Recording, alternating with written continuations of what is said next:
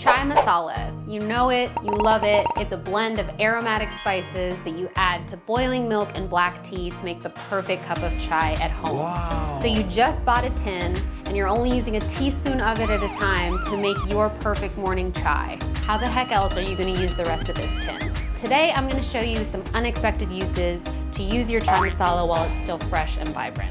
Let's go.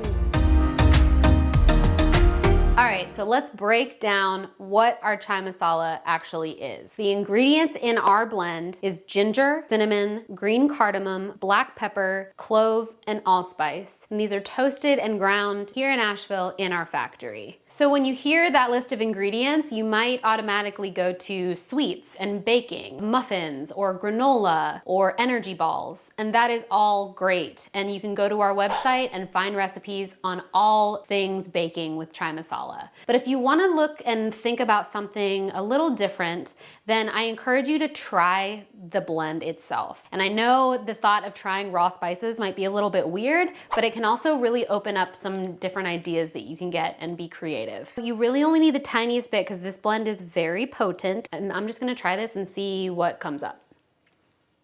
Automatically, ginger and cardamom are very straightforward.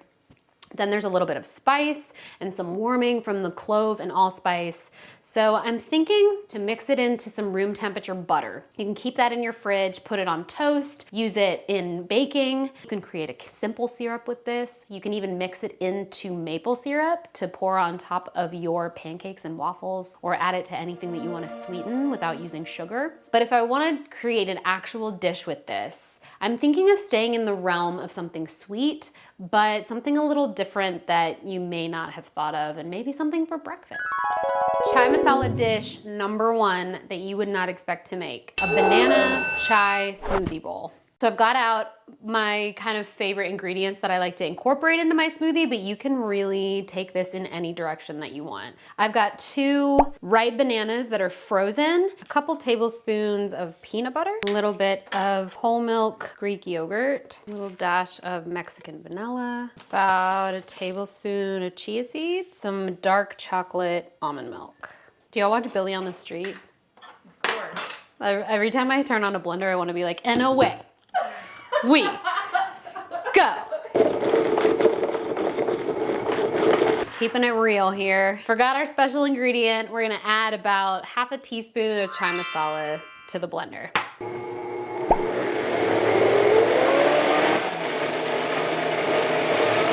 It's gonna be kind of like ice cream texture. Okay, this is making me want chocolate ice cream so bad. So we'll pour this into our bowl here. And the chia seeds will help thicken that up too. You can also use flax seeds to help thicken up your smoothie bowls. So I have kind of some of my favorite toppings here. Some sliced almonds, slices of fresh banana, a few more chia seeds, toasted coconut chips, and last but not least, my favorite, cacao nibs. Another sprinkle of chai masala on top. Boom! All right, now for the best part, we're gonna taste our smoothie bowl. I have a guest taste tester here, our marketing assistant, Maddie, to give me some additional opinions. So, you ready? All right, get some of those toppings. Oh, I took a big bite. It gives me like all the good parts of like a Wendy's Frosty, but like elevated. It is very Wendy's Frosty. It could definitely use more chai masala. I was a little light with it because I didn't want it to be like overpowering, but it could definitely use a little more, which is great. You can just sprinkle more on top. Totally. The cacao nibs are like key for me. Oh, the texture. Because it brings out the chocolate. It gives it such a good crunch. Yeah, crunchy stuff on top of a smoothie bowl is the way to go. Must. Yeah. It's the crouton of the smoothie bowl. How many stars out of 5? Oh, 4 at least. 4 out of 5? 5 I'm hesitant to give right off the bat. Yeah. But a solid 4. Yeah, I'd say a Definitely. solid 4 too. Moving on to number 2, we're getting away from sweet. We're going straight savory. We're gonna make some chai masala with mashed potatoes.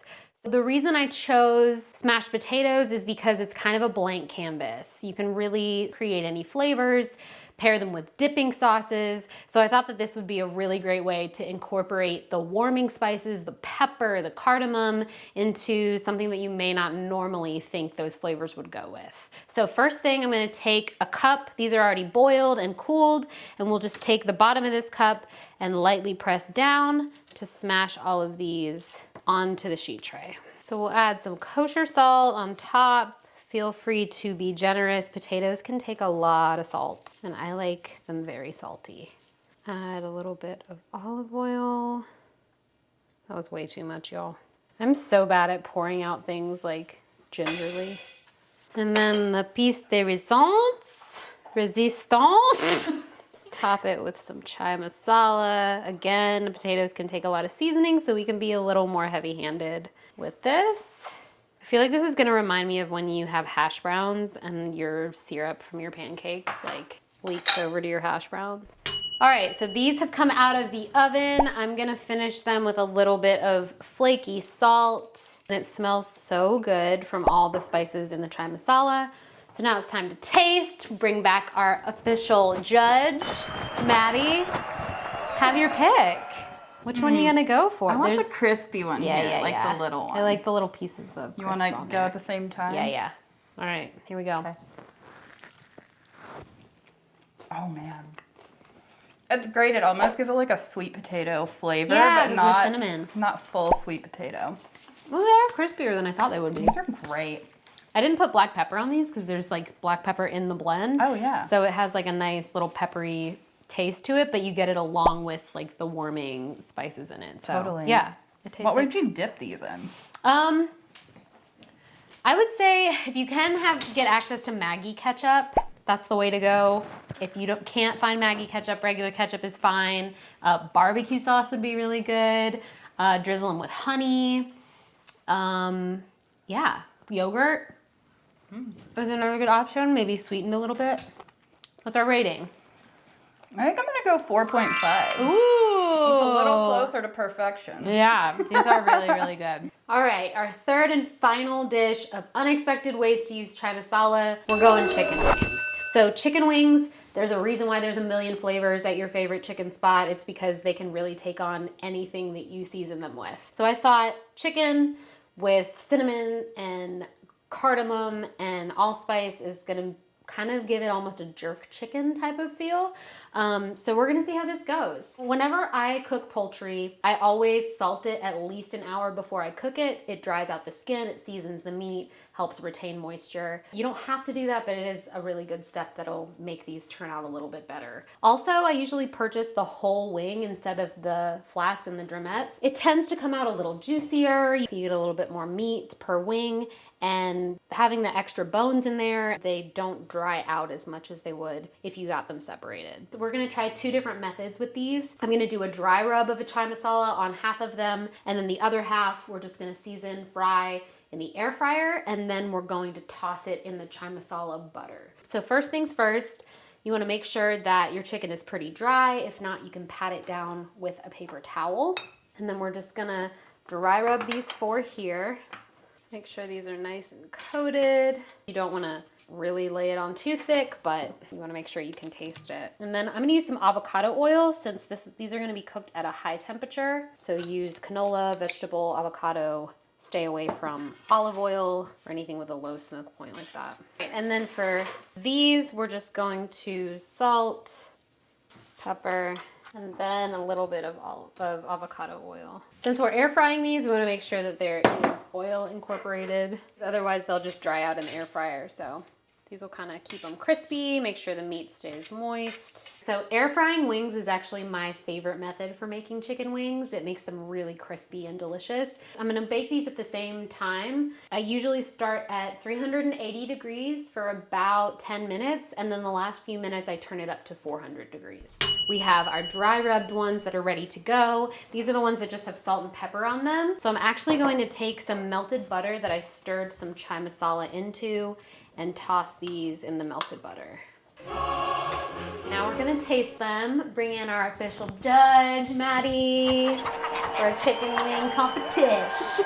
All right, so these have our melted chai butter on them. They weren't pre-seasoned except for salt and pepper. And then these were actually dry rubbed before we cooked them. So they're gonna be very different, but which one should we try first? I'm all about, look at I these. know, they're really shiny and glossy. Okay, I'll try with you. So you can separate the flat from the drumsticks. They're a little easier to eat that way. Oh, yeah.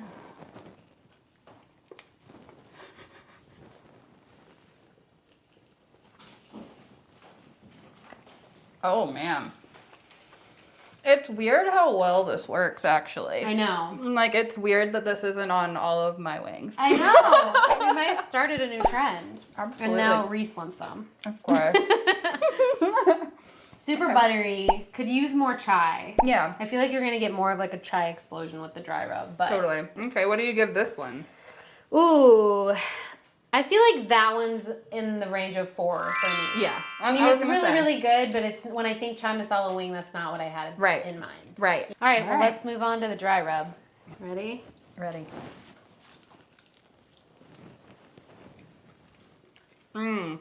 Yeah, that's really good. I think this is my favorite. Yeah. I think this is the 5. Ooh, we made it to 5. Yeah, this is really good. It's like super, it's a little crispier than the sauce. Love sauce. It gives you a little more of that like chai you're looking for. You get it immediately, like on the nose before you even eat it. Yeah. And then you get like the spiciness of the ginger and the pepper. I was going to say the black pepper is like really standing out here. And the cinnamon too. Yeah. This is great. Chai masala wings. Good idea. Who knew? All right, so that is 3 unconventional ways that you can use chai masala. We did a smoothie bowl, chai masala smashed potatoes, chai masala wings. So I hope this inspires you to get creative with your blends and not have to put them in a box and feel like that they only have to work for one application. Be sure to leave us comments and let us know how you would like to use chai masala in your cooking in an unconventional way. Make sure you check out our blog for any of recipe inspiration. Like and subscribe, and also let us know if there's any other blends that you want to see on this channel for us to experiment with. See you next time.